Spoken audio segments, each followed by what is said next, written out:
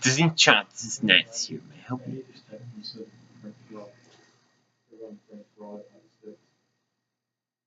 Oh, oh, oh, oh, oh, oh, oh, oh, oh, oh,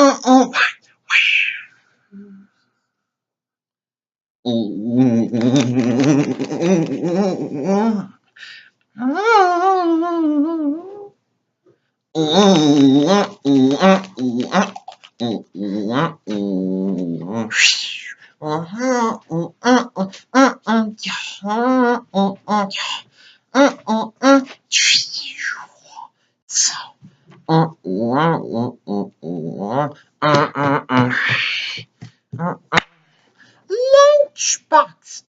Mm, mm, mm, mm, mm. Curious George, the curious little monkey. Oh, what fun to run and jump and play. Mm, mm, mm, mm, mm, mm. Curious George, the curious little monkey. Let's go see what he's doing today. Mm, mm, mm, mm. Curious George meets a balloon man.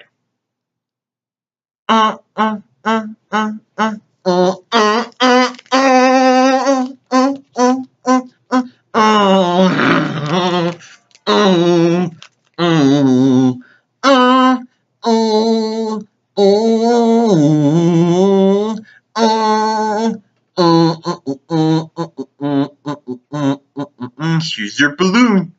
Take as many as you want. George knew what to do. George could fly and spend all that money on all those balloons. Hey, come back here!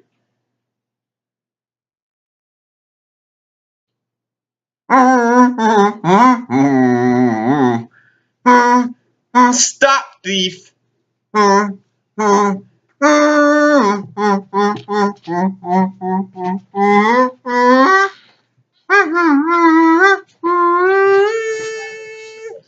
There's a monkey on the balloon. We must catch him. But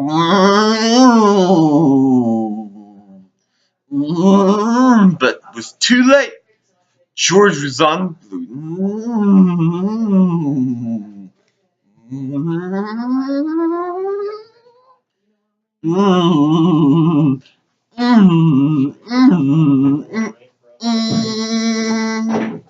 Okay. He can see so many birds.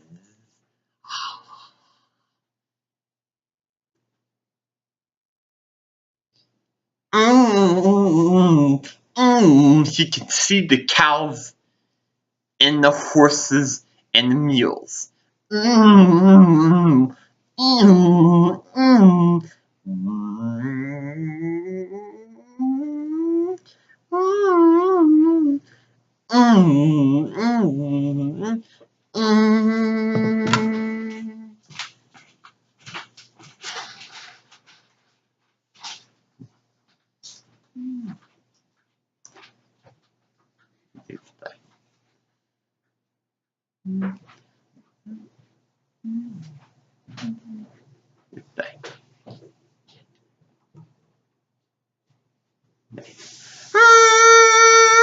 He can still see the deep, deep woods.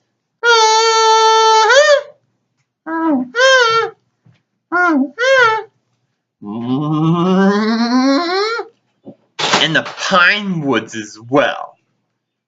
And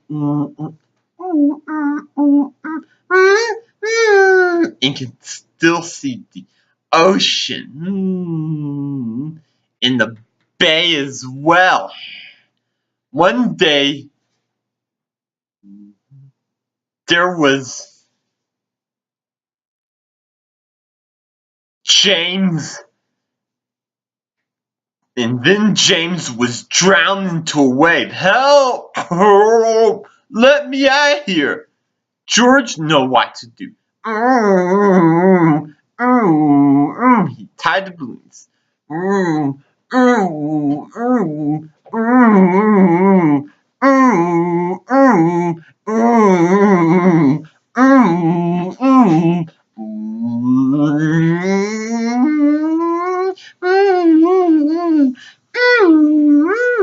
carry the life preserver.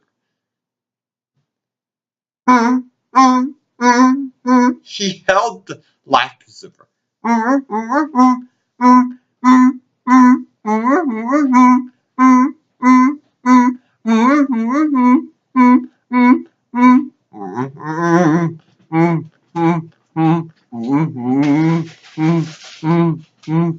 Ah, thank you for saving me, said James.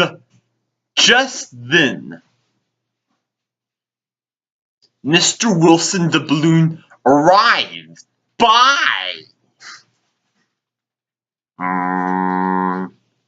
What's going on here? Who took all my balloons? It was for the kids and parents and adults. Never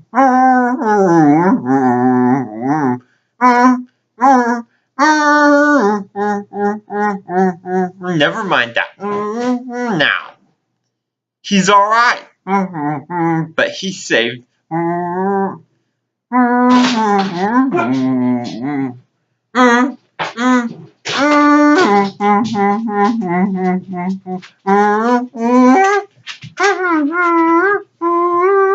But he saved.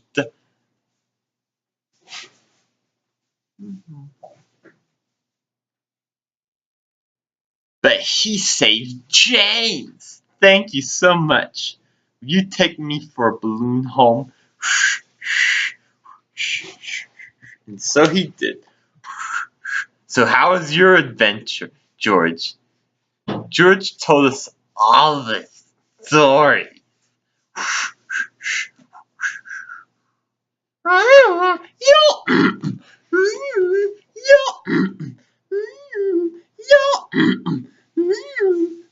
Lunchbox.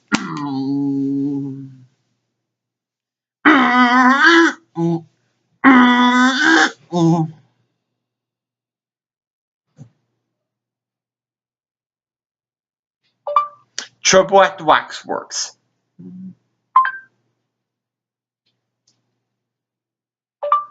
Trouble at the Waxworks.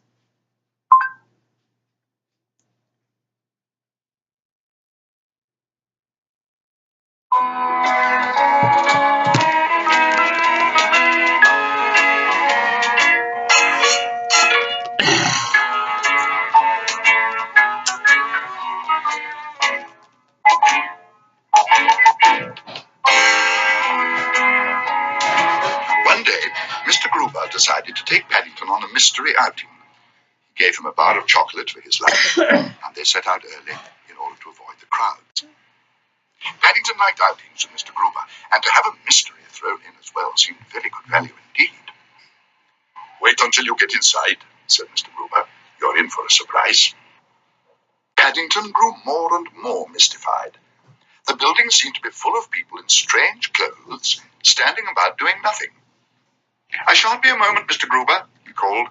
"I just want to buy some souvenirs." He hurried over to a nearby kiosk and raised his hat politely, several times, to the lady behind the counter. But for some strange reason, she didn't reply. "Excuse me," he announced. "I'd like 3 large postcards, please. One for my scrapbook, one for Aunt Lucy, and one for Mr. Gruber." "I don't think you're going to be very lucky. I think she's made of wax, Mr. Brown." "Made of wax?" exclaimed Paddington. He gave the lady a hard stare. "I've never heard of anyone being made of wax before." "You'll find a lot of people like that in here, Mr. Brown. Most of them aren't real at all. It's what's known as a waxworks museum."